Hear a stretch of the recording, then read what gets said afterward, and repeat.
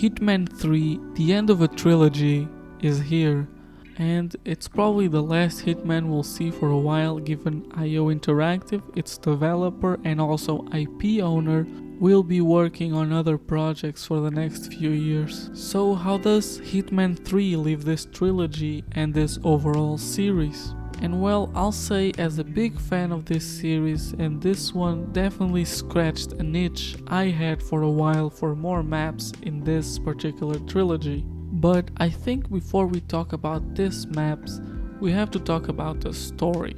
While in the first Hitman of this trilogy, the story felt very much like an excuse for the missions to happen, rather than a plot that people would actually be interested in. And then Hitman 2 introduced an antagonist at the time, which played a little bit into some of the missions, but again, it still was more of a justification for the locations you go to, which there's nothing wrong with.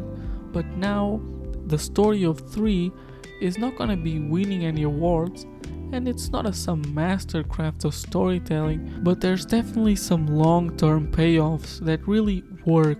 Because here it's a bit different. The story of Agent 47 is coming to an end, a climax so to say, and some of the missions are not justified just in its locations, but also the type of objective, creating some more unique missions we didn't really get to see in the previous entries. While trying not to spoil, I would say this comprises 3 of the 6 missions, one giving you almost like you're in a dark kind of situation where the game gives you very little information on your mission, which works really well in adding some suspense and just some variety in the mission structures, especially as this mission comes up about halfway through the game. Another of these missions is your regular 2-target mission, but with a twist I will not spoil, but it's definitely something for the fans of the series overall. And then one mission I'll say that, while cool for the first time around, does lack replayability, which I think is a big part of this series, especially these new entries, by being a very linear level.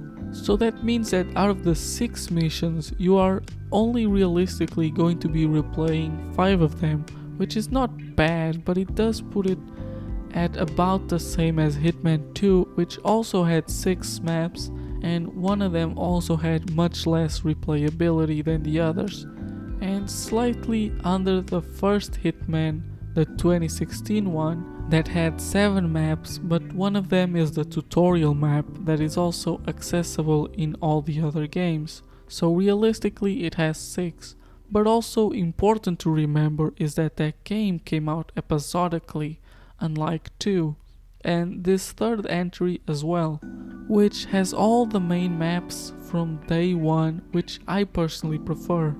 Now, purely statistically speaking, Hitman 3 is on par with the other games, but is it in quality? Well, that's hard to say. I wanna say that Hitman 2's maps are better, but I also had much more time with those maps, while these ones here are very new to me. But even if they're not better, there's definitely quality here. Famously, there is a Knives Out inspired level, and again, the missions that have some fun twists to them because of the story are some of my favorite. So even if these with time don't turn out to be remembered as better missions, I still think they're really good regardless, especially since I already hold Hitman 2 as having some of the best missions in the franchise. Speaking of missions, there's a lot of paths you can take, and these missions really give you a lot of freedom to approach them in however way you want to. And much like in other games in this trilogy, there is also quote-unquote story paths you can take that will put you in situations that will help you complete your mission, like making you someone that's gonna meet up with your target, or a situation where you can set up a trap for the target, which is something that is always very satisfying to pull off, as this usually has the most creative and visually interesting solutions to the missions in them. And also, of course, I do recommend doing these with the hints turned off, since it adds to the fun of discovering these paths on your own organically. And of course, it's a bit hard to talk about this in any more detail without spoiling anything. So now we'll talk about the gameplay in a more technical term. You play as Agent 47, of course, and you can pretty much carry anything under the sun in your inventory. There is really no consequences for it unless a certain area is only reachable by being searched. Pistols, coins that can be used for distraction, poison that can be used in foods, lockpicks to open locked doors, crowbars can also do that but also be thrown at enemies to incapacitate them. These items that can be thrown are categorized as lethal and non-lethal. A crowbar will only make someone unconscious, but a knife will kill, and all of these items can fit within your inventory undisclosed, no problem. The only items that doesn't abide by this rule is the larger guns, which can only be carried 2 at a time, and regardless of how many you carry, they're always visible. So the idea is, unless you're using a disguise that allows for one of those guns, like a soldier or a high security bodyguard, meaning if you're not wearing an appropriate disguise, it's not very stealthy to carry around a machine gun. Which leads me to talk about the costumes, of course. Costumes in Hitman games work almost like keycards that give you access to certain areas. They allow the stealth bits of the game to take place in the complete open. Costumes have always been a staple of this series since the first game, and it's a feature that has always helped Hitman stand out among other stealth games that have a more to the shadows approach. The costumes helping you blend in, but they're not foolproof. Disguising as a soldier, for example, might make you unrecognizable amongst other soldiers, but higher ups, like a captain, is bound to know his soldier and will be able to spot you. This adds not so much to the realism as it does to keep the game somewhat challenging, meaning you just can't take it easy even after getting a high level disguise, which personally I think it's a good thing. And not much has changed with Hitman 3 and this formula, as it still applies. Something that also hasn't changed is hiding bodies and just general control of your character. Most lockers and boxes you can hide bodies in will be able to take in 2 bodies at the same time, regardless of them being alive or not. You can also still just throw bodies off ledges, which will mean death for them. But more importantly, just make sure that whoever you're throwing falls in a place where it can't be seen or found, like a river or a cliff, and not a crowd of people, just saying it happens. In terms of basic controls though, you can walk or run, which, while nothing like older Hitman games, will still alert certain NPCs in certain circumstances. You can also crouch, which with this new trilogy and the much more focus on the costumes, blending in, and the much more realistic world design, and just the lack of waist-high walls, it's become a lot less needed, but I'm glad it's still there as it can still be useful from time to time.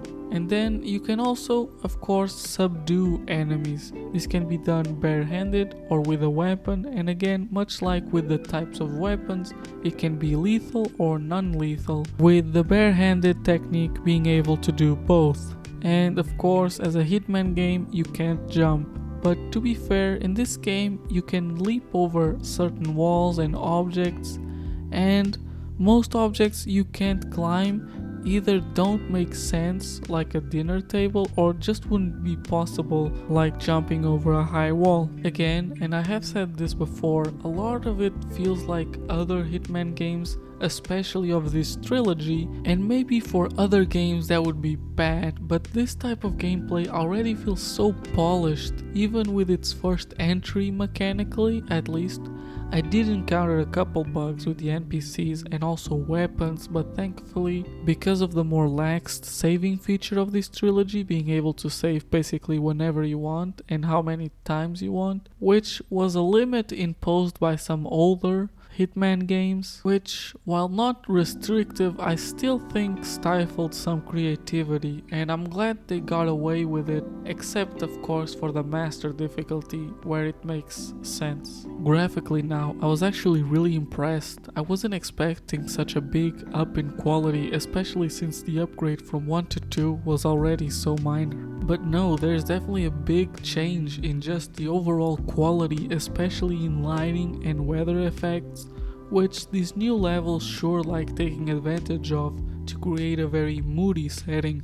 I actually had a moment when playing the tutorial again to refresh myself on the controls and being like, oh, it looks the same, to then going into the actual first level and being like, oh, this is what the game actually looks like. And it seems very well optimized, running well above 90 FPS with everything maxed out on my 5700 XT at 1440p, and of course the very impressive compression technique this game is using to drastically lower its install size. Moving finally to the sound of the game. This isn't really a game with a lot of soundtrack, given the type of game that it's going for, but it is a game that needs really good sound design, and thankfully it does this well, helping not only in the atmosphere but also in the gameplay, warning you to your state in the game, but also the conversations happening around you as the game lowers the rest of the game's volume to lock you on to a conversation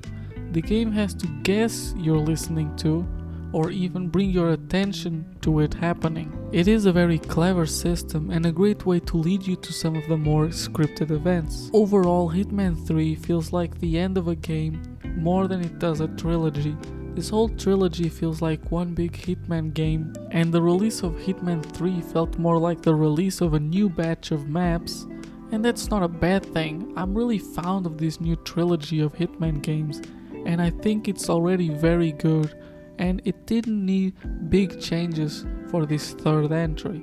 And because of that, I'm giving Hitman 3 an 8 out of 10. And the whole trilogy, which you can play within Hitman 3 if you already own them all, or you can just buy Hitman 3 with all the maps if you do not own them yet, which does make it pricey, but it's also a whole lot of content, especially if Hitman 3 is the first one you play. And I'm giving this whole trilogy a 9 out of 10. I do really love this trilogy, and I'm gonna miss this constant feed of new maps every 2 years, but I hope IO goes on to make other great games and maybe someday return to this series. Regardless, recommendation wise, it is a weird one to recommend. I do not recommend starting with this one unless you buy the edition that comes with all the previous maps, which again is a bit pricey, but in my opinion it's also a ton of really well crafted and worth it content, which will allow you to play through this whole trilogy and still occupy about 60 gigabytes in your hard drive, which is crazy compared to how Hitman 2 took up about 100 gigs of install size on PC and with less maps. Now I'm not quite sure for the consoles, but I'm sure there's something similar to that. If you already played through 1 and 2, then yes, I do recommend finishing the story, even though when you say 6 levels for $60, it seems expensive. But when you consider how much replayability and how much time you'll actually spend in each map, to me it's worth it. But if you're someone that's just gonna blow through the story only playing each mission once, then I'll probably wait for a discount. Regardless though, I do hope this helped you in some way making a decision, even if maybe I came off too much of a forgiving fan of this series. But it is what it is. I really like this series and I'm glad to see it end well. And regardless of that, please consider subscribing, liking, and all the other stuff you can do on YouTube for free. And regardless of that, have a good day and goodbye.